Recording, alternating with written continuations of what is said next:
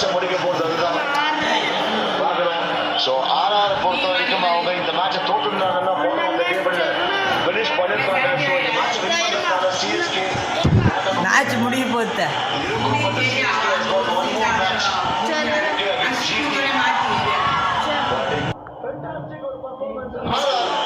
பார்த்தீங்கன்னா அவங்க இந்த சீசன்ல சேசிங்க சரியா பண்ணல.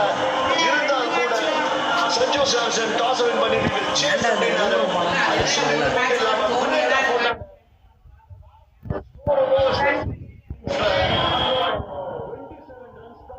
அங்கதான் இந்த மேட்சை வந்து வின் பண்ணாங்க.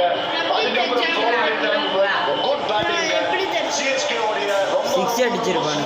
சீசன்